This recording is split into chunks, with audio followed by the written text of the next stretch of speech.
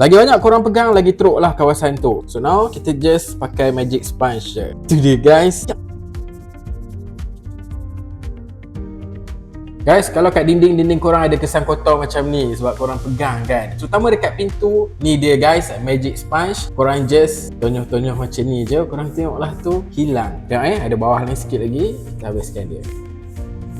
Dekat bahagian switch biasanya ada macam ni. Dan magic sponge guys, korang tengok ni dah hitam, dia just lapkan je. Itu dia guys. Kalau korang pakai sabun, mungkin korang kena tonyoh lebih lagi. Tapi magic sponge, kejap je. Bila magic sponge korang dah kotor, just basuh je, kekotoran tadi akan hilang, dia tak akan melekat. Korang tengok now dah jadi putih balik. Dah boleh cuci balik kekotoran yang ada. Kejap dia settle.